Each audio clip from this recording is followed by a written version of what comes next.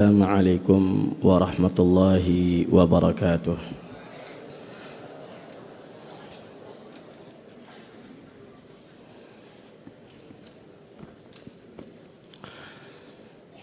Alhamdulillahi rabbil alamin. Lahul hamdul hasan wa thana'ul jamil. Wa ashhadu an la ilaha illallah wahdahu la sharika lah. يقول الحق وهو يهدي السبيل وأشهد أن محمدا عبده ورسوله صلى الله عليه وعلى آله وصحبه وسلم تسليما كثيرا أما بعد. Hadirin kaum muslimin, jamaah salat maghrib yang semoga dirahmati oleh Allah Subhanahu wa taala. Bersyukur kita kehadirat Allah Jalla Jalaluh atas limpahan rahmat dan karunia-Nya, sehingga sampai detik ini kita masih dilimpahkan nikmat iman, nikmat Islam, nikmat sihah wal afiyah, dan nikmat kembali dikumpulkan oleh Allah Subhanahu wa taala di dalam salah satu tempat yang paling mulia di muka bumi ini, yaitu di rumah Allah Subhanahu wa taala. Salawat dan salam semoga senantiasa tercurah teruntuk baginda kita Nabi besar Muhammad sallallahu alaihi beserta keluarga dan para sahabatnya, wa alihi wa sahbihi wa sallama tasliman katsira. Ikhwatal Islam rahimanillah wa iyyakum, dengan memohon taufik dan hidayah dari Allah Subhanahu wa taala, pada kesempatan malam hari ini kita akan melanjutkan materi pelajaran kita tentang adab sebelum ilmu.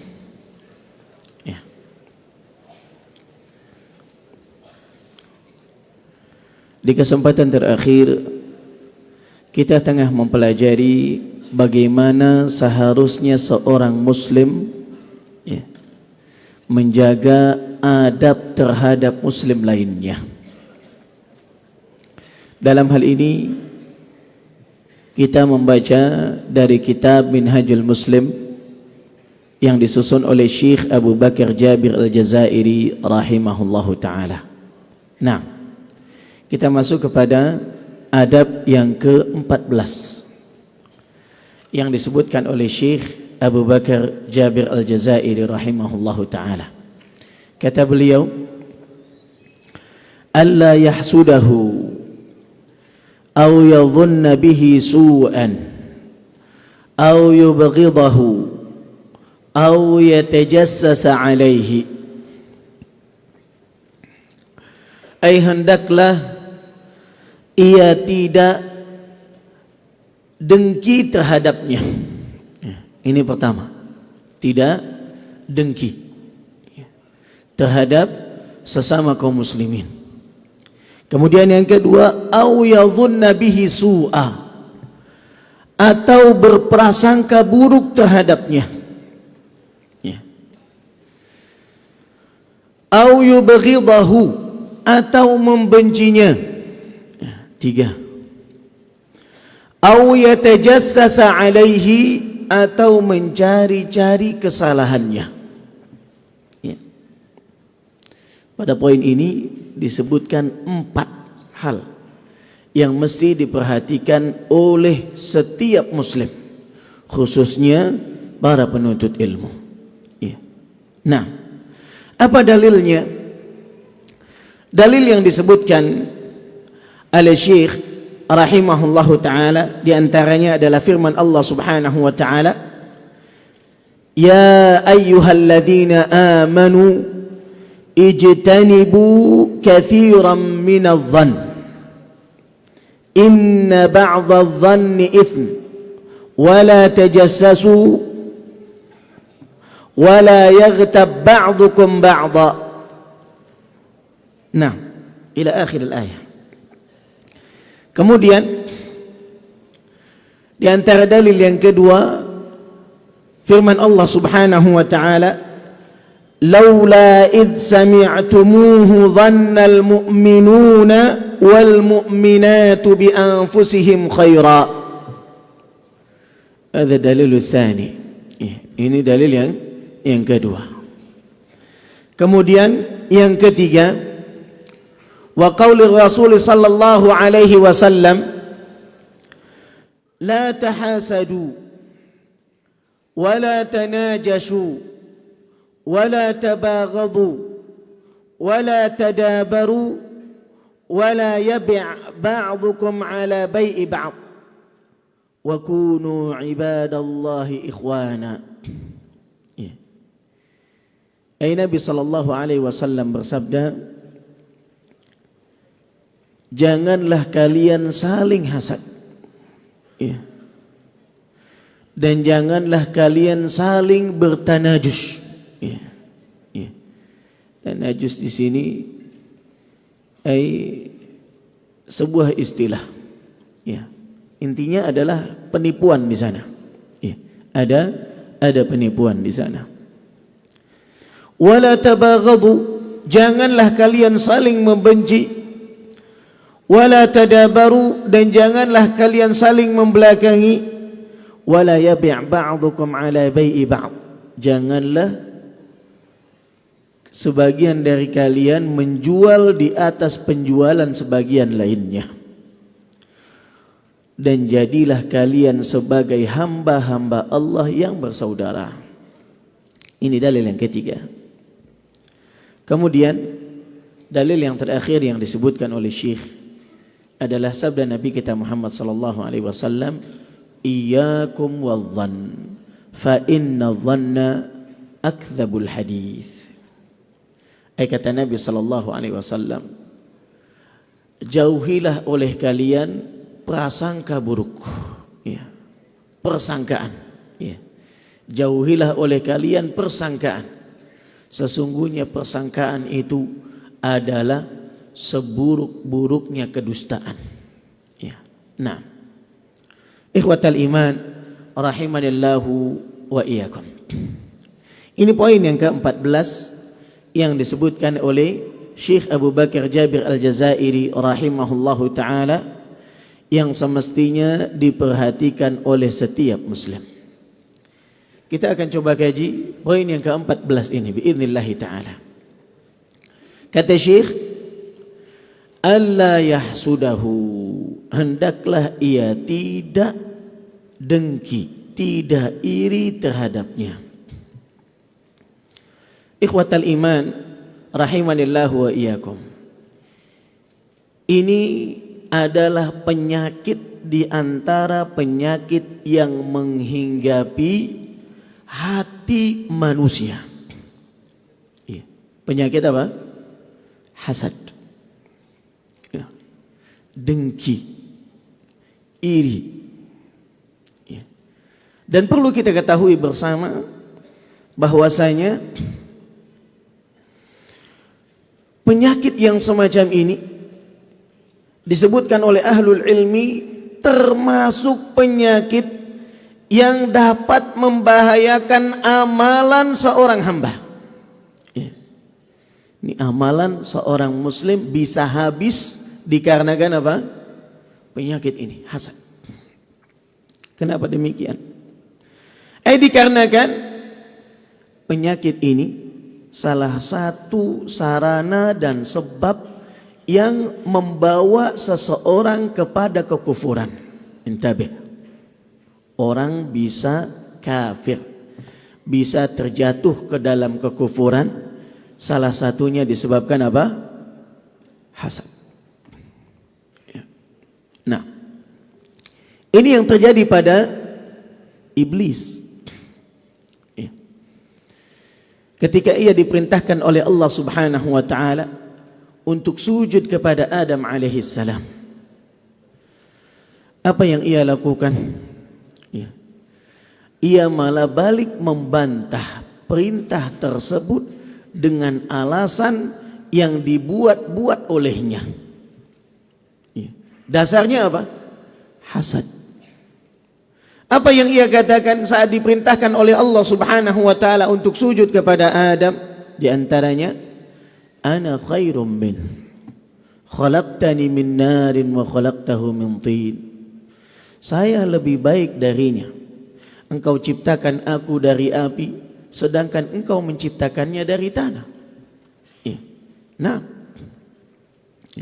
kemudian yang dia di antara yang ia sampaikan, ucapan yang ia ucapkan di hadapan Allah Subhanahu wa taala, aasjudu liman khalaqta tina? Apakah saya harus sujud kepada makhluk yang engkau ciptakan dari tanah? Seakan apa? Dia merasa lebih baik daripada Adam alaihissalam. Namun kenapa kok yang dimuliakan adalah Nabi Adam alaihissalam, bukan dirinya? Ini menyebabkan penyakit hasad di dalam hatinya, sehingga membawa dirinya sampai kepada derajat kufur.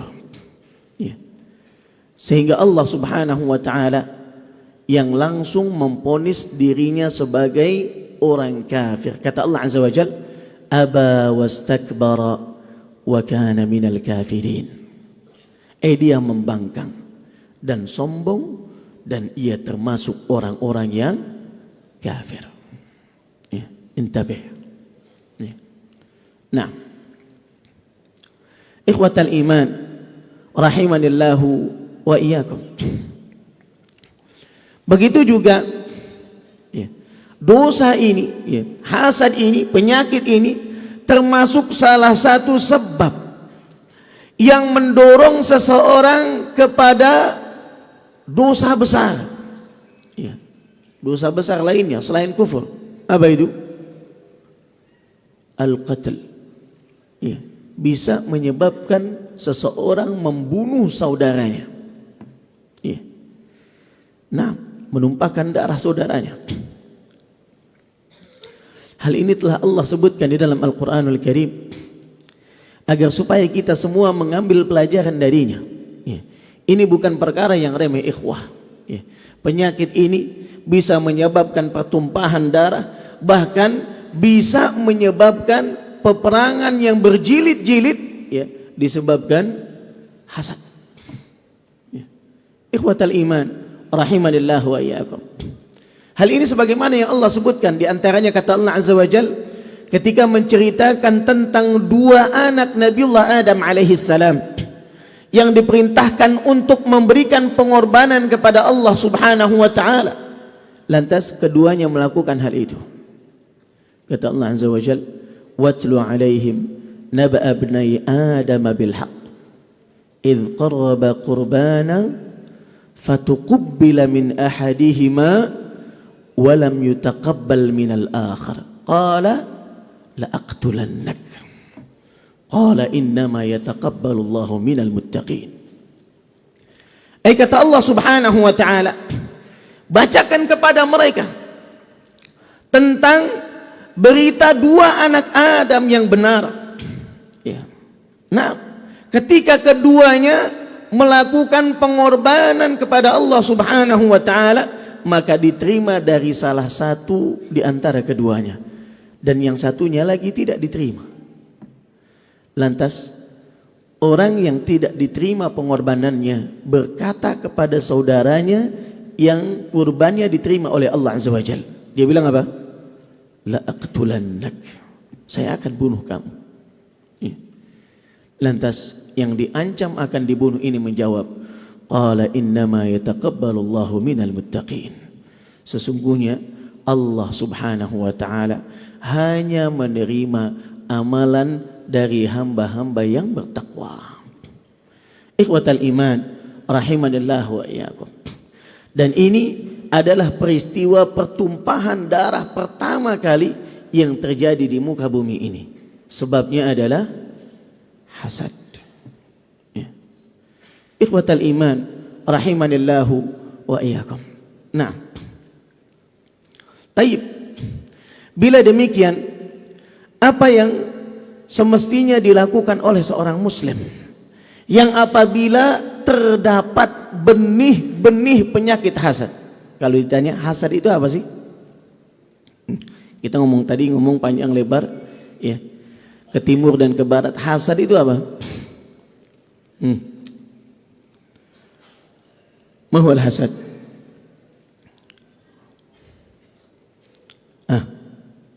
Man ya'rif? Ini yang kepalanya ke bawah nih sibuk nulis atau sibuk gambar atau sibuk ngapain? Nulis ya? Alhamdulillah, Masya Allah. Rabbuna ibarik. Nah, taib. Adapun hasad, di antaranya disebutkan oleh ahlul ilmi, huwa tamanni zawalan ni'am anil akharin. Hasad itu secara singkatnya adalah mengharapkan agar nikmat yang ada pada diri orang lain dihilangkan. Ya, berharap nikmat yang ada pada diri orang lain itu diangkat dan dihilangkan darinya. Ya, ini hasad. Dalam hal ini para ulama membagi hasad itu ada beberapa macam. Di antaranya yang pertama adalah seseorang yang mengharapkan hilangnya kenikmatan dari diri orang lain dan berpindah nikmat itu kepada dirinya. Ini yang pertama. Hasad, dia mengharap agar nikmat yang ada pada diri saudaranya itu hilang dan dipindahkan kepada dirinya. Ini yang pertama. Dan ini adalah hasad yang tercela dan buruk. Adapun yang kedua adalah seseorang yang mengharapkan hilangnya nikmat dari diri orang lain, baik dipindahkan kepada dirinya atau tidak. Yang penting dia berharap nikmat itu hilang dari saudaranya. Pindah ke dia ataupun tidak sama saja. Yang penting masing-masing, kalaupun nggak pindah, yang penting kita semua nggak ada yang enak, nggak ada yang lebih, gitu ya. Sama semuanya. Kalau susah semua. Dan ini kata ahlul ilmi syarrul hasad. Hasad termasuk hasad yang paling buruk. Dia bukan hanya berharap agar nikmat itu hilang dari orang lain dan pindah kepada dirinya, tapi juga dia berharap bagaimana supaya nikmat itu hilang sama sekali, pindah ke dia atau tidak. Yang penting hilang dari orang itu. La haula wala quwata illa billah. Kemudian yang ketiga adalah mengharapkan agar kenikmatan hilang dari saudaranya, dan dia berusaha untuk menghilangkan kenikmatan tersebut. Allahu Akbar. Jadi sampai di sini hasadnya bukan cuma di hati saja. Hasad itu adalah amal qalb. Hasad itu letaknya di mana, ikhwah? Di hati. Letaknya di hati. Nah, taib. Namun orang yang ketiga ini, jenis yang ketiga ini adalah dia yang menyimpan penyakit dan juga diluapkan penyakit itu dengan perilaku dan perbuatan. Dia berusaha bagaimana supaya nikmat itu dicabut dari saudaranya dan dihilangkan dari saudaranya. Nah, ini yang ketiga, yang paling buruk. Wala haula wala quwata illa billah. Adapun yang keempat, dia adalah ghibtah. Ghibtah ini adalah semacam rasa iri yang muncul di dalam hati seseorang ketika ada kenikmatan pada diri saudaranya. Dia menginginkan kenikmatan itu, namun tidak mengharapkan agar nikmat itu hilang dari saudaranya. Nah, ini yang disebut dengan ghibtah. Makanya namanya ghibtah, ya.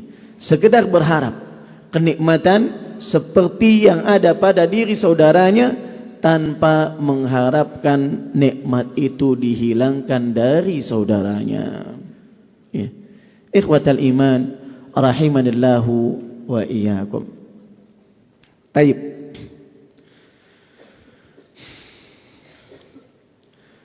Di antara ya larangan daripada hasad ini disebutkan pada hadis Rasulullah sallallahu alaihi wasallam. Dalil yang ketiga, kata Nabi sallallahu alaihi wasallam, la tahasadu, janganlah kalian saling hasad. Ya. Larangan di sini menunjukkan akan keharaman perbuatan tersebut. Ya. Nah, jadi 3 jenis hasad yang tadi disebutkan semuanya adalah haram. Namun dia memiliki tingkatan-tingkatannya. Tingkatan 1, 2, dan yang paling buruknya adalah yang ketiga. Ya. Ikhwatal iman rahimanillahu wa iyyakum. Taib. Maka seseorang yang memiliki penyakit hasad, ada benih-benih rasa iri di dalam hatinya, ya. Maka hendaklah ia memperhatikan hal-hal berikut ini.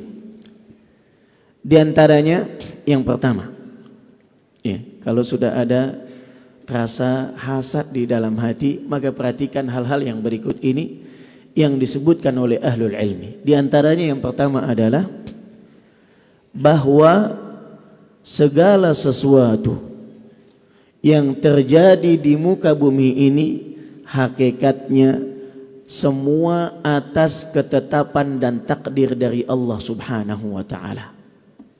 Ya, pahami itu. Ya.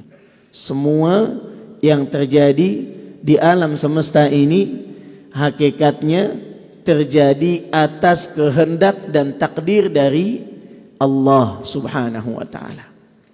Ya.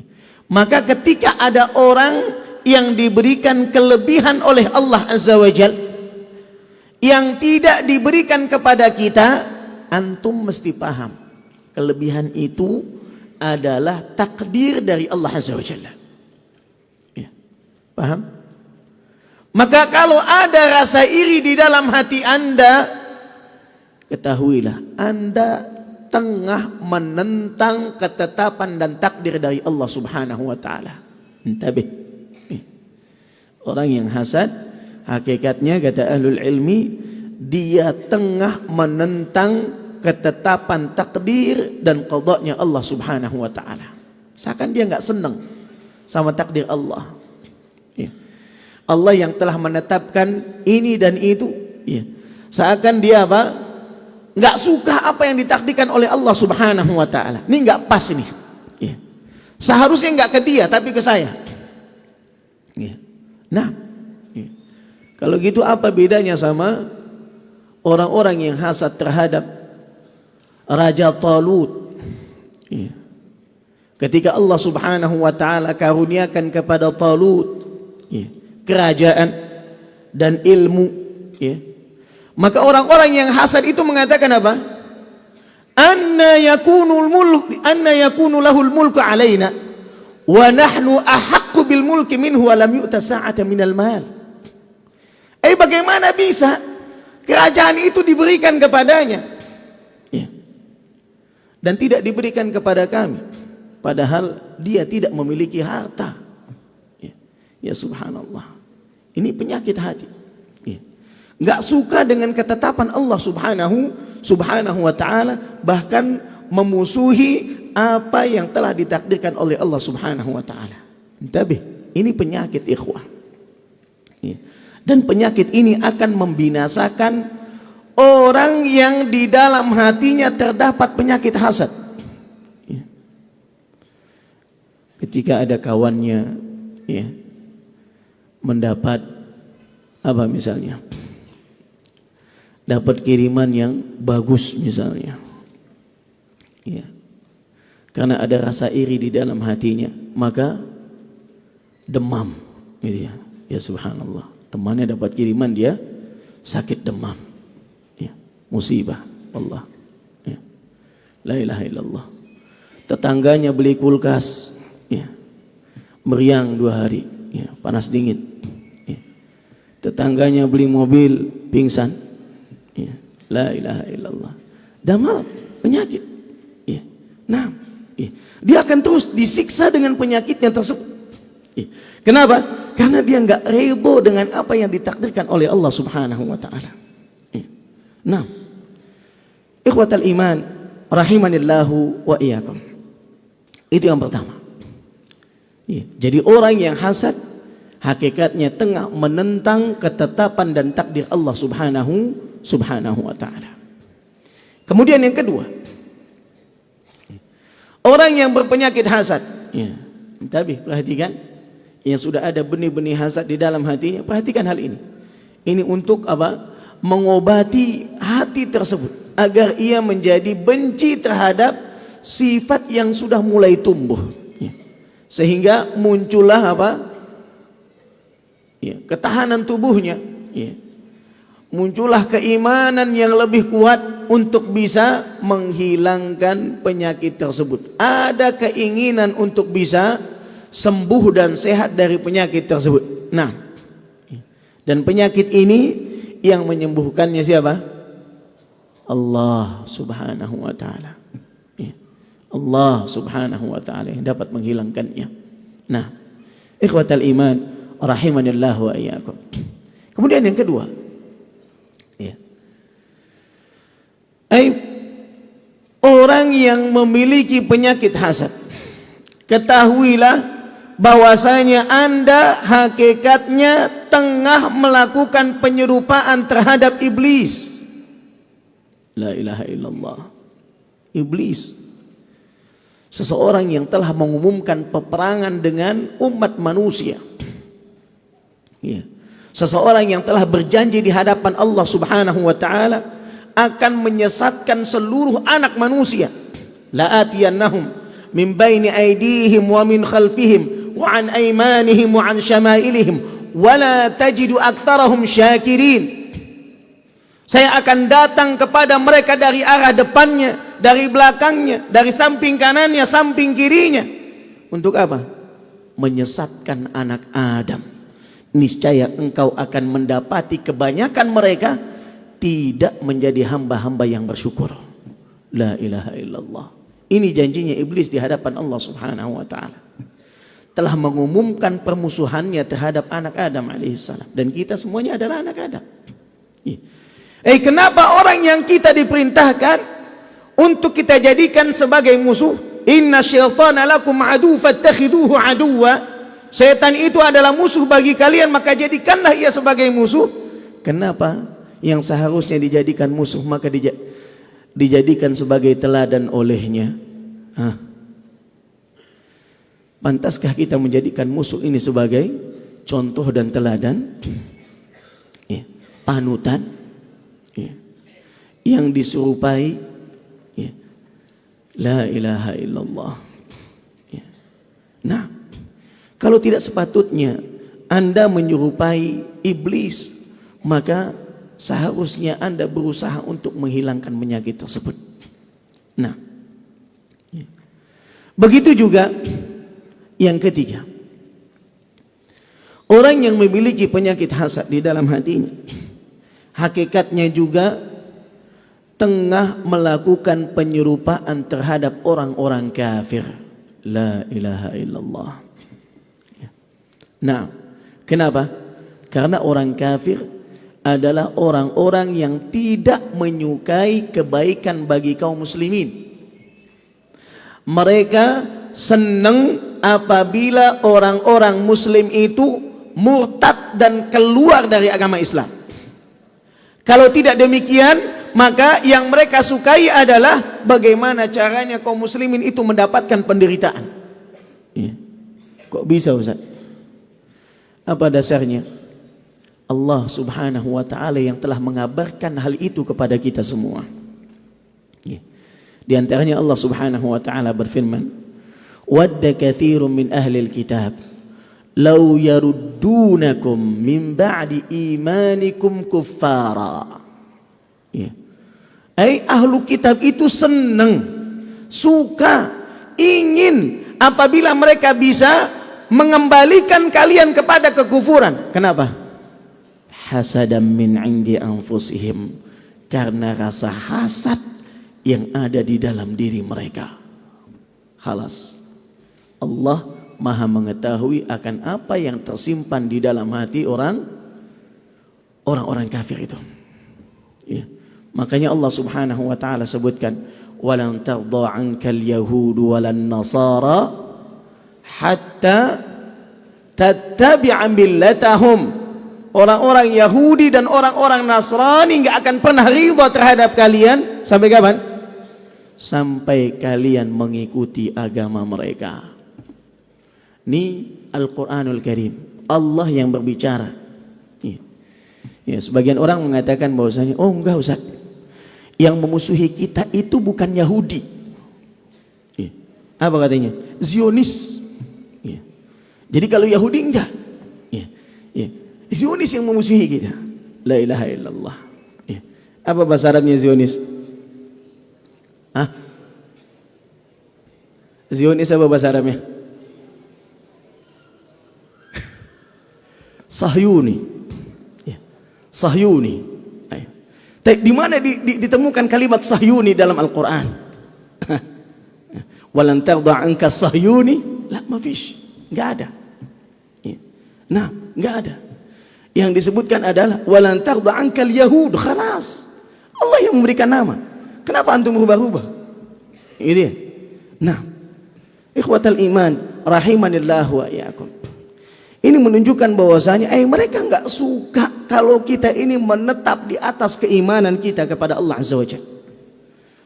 Mereka enggak senang kalau kita beriman kepada Allah dan Rasulnya. Kenapa? Hasadam min indi anfusihim, karena rasa dengki yang ada di dalam diri mereka. Ya. Kalau Allah yang memberitahukan kepada kita, enggak ada keraguan di dalamnya. Ikhwatal iman rahimanillahu wa iyyakum. Jadi mereka yang menyimpan rasa hasad di dalam hatinya terhadap saudaranya, ya, itu hakikatnya tengah melakukan penyerupaan terhadap siapa? Orang-orang Yahudi, orang-orang Nasrani. Ya. Maka kalau ada orang yang mengatakan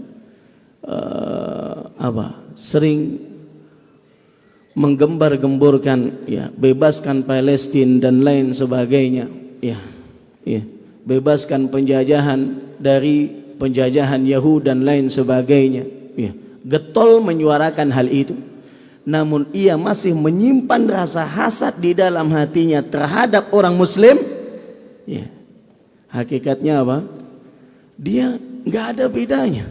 Ya, apa bedanya dengan orang yang dia musuhi? Karena dia sama-sama hakikatnya menyimpan kedengkian terhadap orang yang beriman. Ya. Nah, kalau anda betul-betul, ya, menyuarakan agar orang Muslim, orang-orang kaum muslimin dibebaskan dari penjajahan Yahudi dan Nasara, maka hendaklah anda berusaha untuk menghilangkan penyakit hasad terhadap sesama saudara-saudara anda kaum muslimin. Ya. Ikhwatal iman rahimanillah wa iyyakum. Nah, taib, ya. Selain itu juga bahwasanya penyakit hasad ini merupakan zulm, ya, kezaliman, ya, dosa, ya, dan dia adalah perbuatan yang telah dilarang oleh Nabi kita Muhammad sallallahu alaihi wasallam.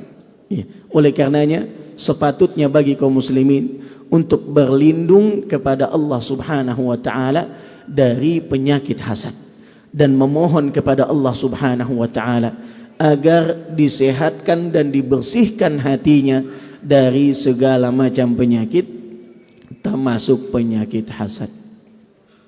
Ikhwatal iman rahimanillahu wa iyyakum. Hasad ini ada sebabnya, ikhwah. Ya. Perlu kita kenali. Ya. Ada sebab-sebab yang menyebabkan timbulnya penyakit hasad. Ya. Di antara sebab itu, kata ahlul ilmi, adalah al-jiwar, al-mujawarah, berdekatan. Ya. Apa akhwat? Ikhwah? Berdekatan. Ya. Bertetangga. Ya. Berdekatan. Baik itu berdekatan tempatnya atau berdekatan profesinya. Ya. Seperti kedekatan antara seseorang dengan tetangganya. Ya. Makanya di dalam Islam kita diwasiatkan untuk banyak berbuat baik kepada tetangga. Ya. Sampai-sampai Nabi sallallahu alaihi wasallam pernah bersabda dalam hadis yang sahih, kata Nabi SAW, "Ma zala Jibril yusini bil jar hatta dhanantu annahu sayuwarrithuh." Ya. Dalam hadis yang sahih Nabi kita Muhammad sallallahu alaihi wasallam mengatakan, Jibril itu terus memberikan wasiat kepadaku agar berbuat baik kepada tetangga, sampai aku mengira bahwasanya ia hendak memerintahkan agar seseorang mewarisi tetangganya. Kenapa? Karena yang demikian ini adalah untuk meredam salah satunya penyakit hasad. Ketika seseorang melihat tetangganya memiliki yang lebih dari apa yang dikaruniakan oleh Allah kepada dirinya, terkadang yang semacam itu menimbulkan hasad. Nah, taib. Sudah azan isya, kita dengarkan terlebih dahulu azannya. Silakan muadzin.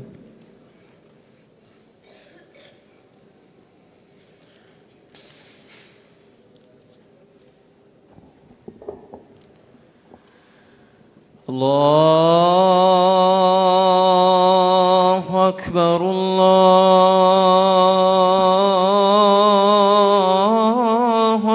Akbar.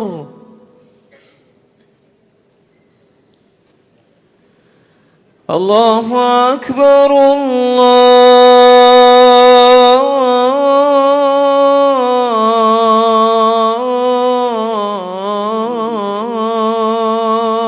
Akbar.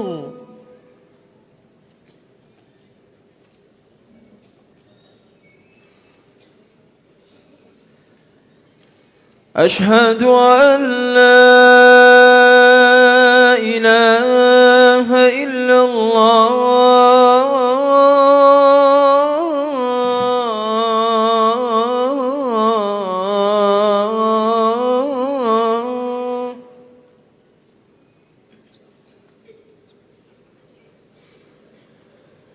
أشهد أن لا إله إلا الله.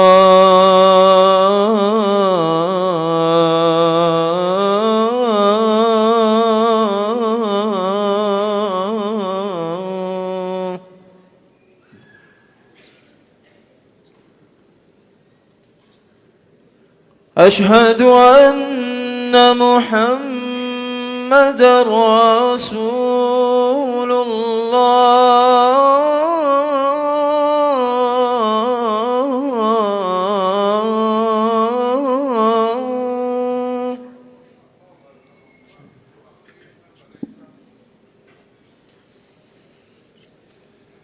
أشهد أن محمد رسول الله.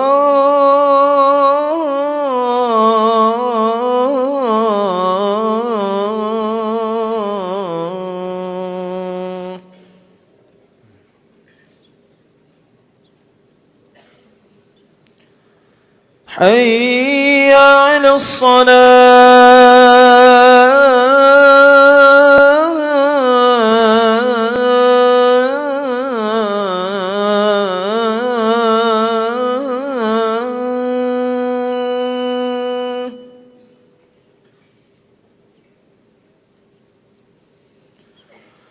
حي على الصلاة.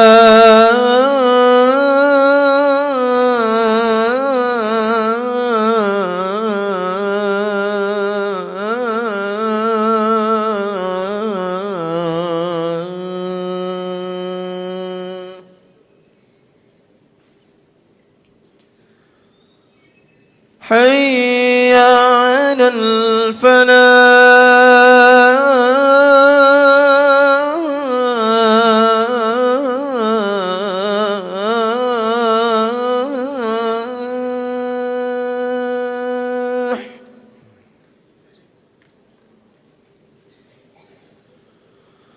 حي على الفلاح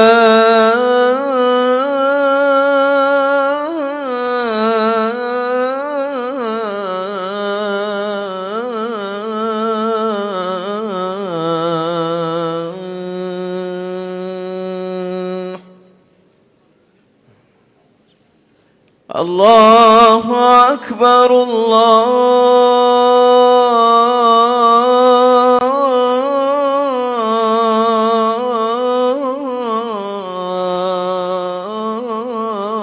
الله أكبر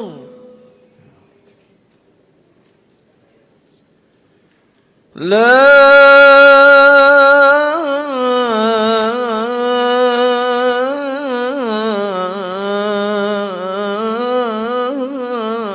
إله إلا الله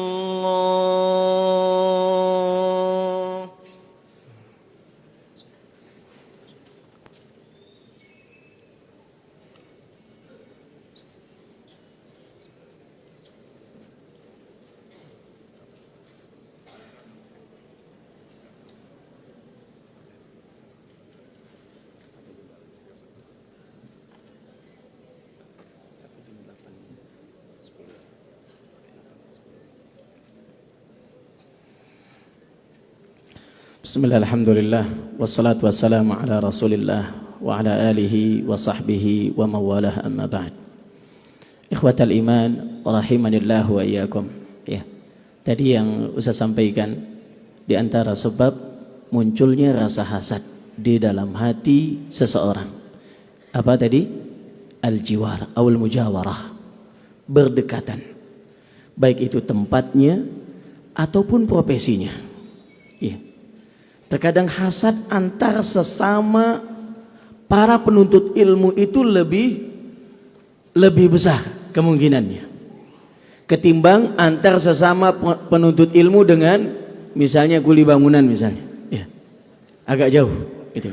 Tapi kalau hasad sesama penuntut ilmu dekat. Ya. Sesama tukang semir, ya, sama-sama tukang semir. Kadang-kadang ada tukang semir mangkal misalnya di depan dealer mobil misalnya. Ya. Yang satu mangkal di depan dealer mobil, yang satunya lagi mangkal di sebelahnya. Ketika ada yang satu kedatangan pelanggan lebih banyak daripada yang satunya, maka yang satunya ini merasa iri. Ya. Kok bisa dia dapat banyak, ana dapat sedikit. Ya. Ada rasa iri di dalam hatinya. Padahal mereka dekat dengan dealer mobil. Kalau dihitung-hitung pendapat yang lebih banyak siapa? Yang punya dealer. Ayo. Kenapa dia nggak iri sama tukang dealer yang punya dealer? Kenapa iri sama seseprofesi? Ya. Enak. Ya. Ini salah satu sebab munculnya hasad. Gitu ya. Sesama toko ini, ya, sesama dokter misalnya dan lain sebagainya. Ya. Maka ikhwah fillah rahimanillah wa iyyakum. Ya. Ketika yang demikian itu berpotensi menimbulkan hasad, kita diperintahkan untuk berbuat baik kepada orang-orang yang dekat dengan kita. Ya. Nah, ya. Senyum ketika bertemu, gitu kan? Ya. Karena senyum di hadapan saudaranya apa? Sedekah, tawadhu, ya. Rendah hati, ya. Ini termasuk perkara yang menghindarkan seseorang dari kejahatan hasad orang lain. Ya. Ikhwatal iman rahimanillah wa iyyakum. Begitu juga di antara yang menyebabkan munculnya penyakit hasad di dalam hati orang yang ada di sekitar kita adalah sababuhu adz-zulm. Kezaliman, kesemena-menaan. Ya, intabih. Anda ketika diberikan amanah menjadi pengurus OSIS misalnya, diberikan amanah memiliki jabatan yang tinggi di perusahaan, pemimpin, manajer, komandan dan lain sebagainya. Ketika Anda berbuat semena-mena terhadap orang-orang yang di bawah Anda, maka yang semacam ini berpotensi menimbulkan hasad pada diri mereka. Nah, orang-orang yang dizalimi ini tentu akan apa? Berharap supaya mudah-mudahan aja dia segera diturunkan dari jabatannya. Berharap semuanya dia mendapatkan keburukan dan yang semacamnya. Berharap agar supaya ia dihilangkan darinya kenikmatan-kenikmatan yang ada pada dirinya. Maka hal-hal yang semacam ini perlu dihindari.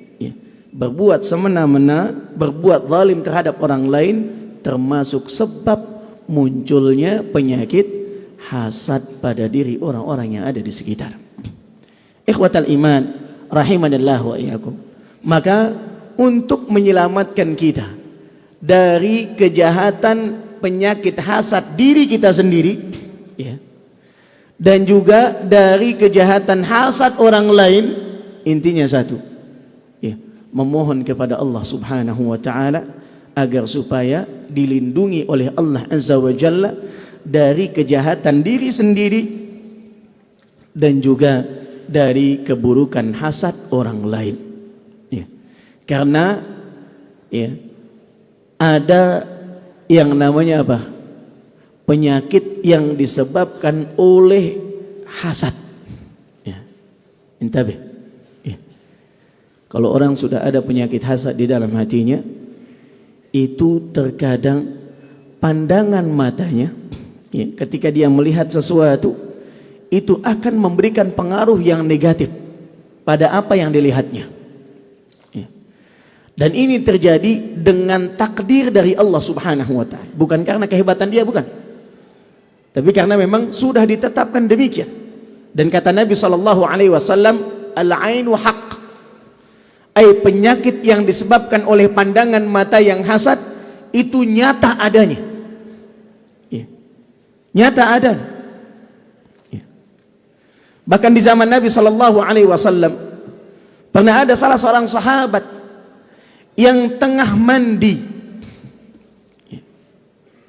Ada sahabat yang tengah mandi dan memiliki kulit yang sangat halus. Laki-laki. Lewat saudaranya. Melihat begitu halus kulit saudaranya itu. Dan dia takjub serta memujinya, namun lupa untuk memuji Allah Subhanahu wa ta'ala. Qaddarallah, saudaranya yang sedang mandi ini seketika jatuh dan pingsan, tidak sadarkan diri. Maka hal itu diadukan kepada Nabi sallallahu alaihi wasallam, dan Nabi SAW mengatakan kepada para sahabatnya, kenapa kalian membunuh saudara kalian? Kenapa kalian membunuh saudara kalian? Karena pandangan mata yang hasad ini ternyata bisa menimbulkan apa? Kerusakan. Bukan hanya pada tubuh seseorang, kesehatannya langsung hilang, tapi juga bisa menyebabkan kerusakan pada benda-benda yang lain. Rumah, kendaraan, pena, buku, dan yang semacamnya. Maka ini yang perlu dihindari. Ikhwah fillah rahimanillah wa iyyakum. Maka kita sebagai kaum muslimin menjaga diri kita agar tidak memiliki penyakit hasad ini, dan juga kita berlindung kepada Allah Subhanahu wa ta'ala dari kejahatan hasad yang ada pada orang-orang di sekitar kita. Nah, ikhwatal iman rahimanillah wa iyyakum. Kemudian yang berikutnya adalah su'udzan, persangkaan yang buruk. Ini pembahasannya sebenarnya masih panjang. Masih ada persangkaan buruk. Dan persangkaan buruk ini ada macamnya. Ketika Allah Subhanahu wa ta'ala menyebutkan di dalam firman-Nya, kata Allah Azza wa Jalla, ya ayyuhalladzina amanu ijtanibu katsiran minadh-dhann. Wahai orang-orang yang beriman, jauhilah oleh kalian kebanyakan persangkaan. Ya, kebanyakan persangkaan. Inna ba'dha dhanni itsm. Sesungguhnya sebagian dari persangkaan itu adalah dosa. Allah bilang apa? Inna ba'dha dhanni itsm. Sebagian persangkaan itu dosa. Itu artinya apa? Kalau sebagiannya dosa, berarti sebagian yang lain apa? Tidak dosa. Ya. Jadi yang dosa sebagian, yang tidak dosa sebagian lainnya. Ya. Namun kita diperintahkan oleh Allah Subhanahu wa taala untuk ngapain? Ijtanibu katsira. Jauhi kebanyakannya, jauhi mayoritasnya, agar supaya tidak terjatuh ke dalam persangkaan buruk yang dosa. Ya. Persangkaan yang dosa. Ya. Nah, artinya untuk menghindari persangkaan yang dosa, maka kita juga diperintahkan untuk menghindari persangkaan yang terkadang tidak dosa. Tapi persangkaan yang dosa yang seperti apa, Ustaz? Persangkaan yang tidak dosa seperti apa? Persangkaan yang dosa adalah persangkaan buruk yang tanpa bukti. Persangkaan buruk tanpa ada tanda dan sebab. Nah, ini dosa. Sudah dipastikan itu dosa. Ya. Nah, ya. Dia bersuuzon kepada kawannya. Ya. Duduk bersebelahan dengan kawannya, kemudian penanya hilang. Ya. Atau pecinya hilang. Ya. Muncul persangkaan buruk di dalam hatinya. Ini kayaknya yang ngambil peci anak orang di samping anak nih. Gitu ya. Nah, ya, orang di sampingnya. Padahal dia tahu dari mana yang ngambil itu orang yang di sampingnya. Ya. Apakah dia melihat bahwa orang yang di sampingnya mengambil pecinya itu? Gitu kan? Ataukah dia melihat bahwasanya orang yang di sampingnya ini memiliki niat jahat terhadap dirinya? Enggak. Dia tahu, dia menyangkakan itu sebatas apa? Perkiraan saja, karena dia yang duduk paling dekat sama dia. Dan ternyata persangkaan yang semacam ini adalah persangkaan yang dosa. Ya. Aina. Ikhwatal iman rahimanillahu wa iyyakum. Tapi yang tidak dosa yang seperti apa? Apakah ada persangkaan buruk yang tidak dosa? Ada. Allah, ada Ustaz, persangkaan buruk tapi tidak dosa. Nah, dia persangkaan buruk yang diiringi dengan tanda dan ciri-ciri. Ya. Dengan tanda dan ciri-ciri. Ya. Artinya kalau ada tanda gerak-gerik yang mencurigakan dari orang yang dia curigai, ya, yang dia sangkakan bahwa orang itu melakukan keburukan, maka yang semacam itu bisa jadi tidak dosa, bisa jadi tidak dosa. Ya. Nah, ya. Contoh, ya.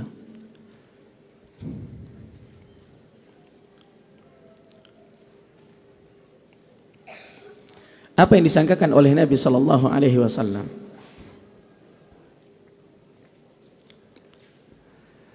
Dalam sebuah hadis yang sahih diriwayatkan oleh Abdullah bin Abbas radhiyallahu anhuma,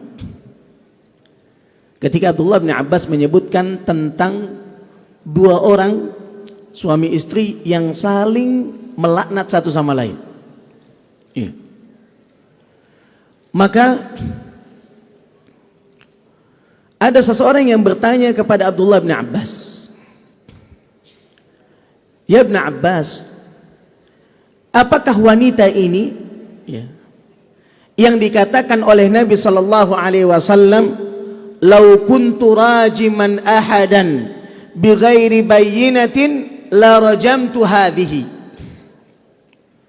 Kalaulah aku menghukum rajam seseorang tanpa bukti, niscaya aku akan merajam orang ini. Ya. Merajam wanita ini. Di mana letak pendalilannya? Hal ini ditujukan kepada seorang wanita yang dikatakan oleh ahlul ilmi, wanita ini itu tidak membatasi dirinya. Ya. Ada banyak lelaki asing yang keluar masuk dari rumahnya, dan dari perkataannya juga nampak perkataan yang kotor. Ya. Makanya wanita ini dikenal dan telah tersebar beritanya, dia adalah wanita yang kurang baik. Ya.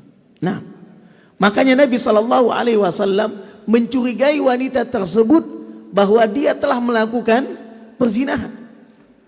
Namun tidak ada saksi yang bersaksi bahwa wanita ini melakukan zina. Ya, karena untuk menetapkan hukuman hudud, hukuman rajam, itu mesti ada apa? 4 orang saksi yang betul-betul menyaksikan bahwa wanita ini melakukan perzinahan. Atau kalau tidak demikian, wanita ini yang mengaku di hadapan hakim bahwa dia telah melakukan zina. Dan 2 hal itu tidak ada. Nabi hanya melihat dari apa? Dari yang terdengar dari orang-orang yang di sekitar. Ini persangkaan atau bukan?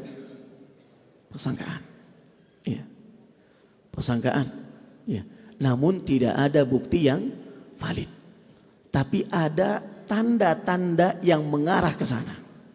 Ya.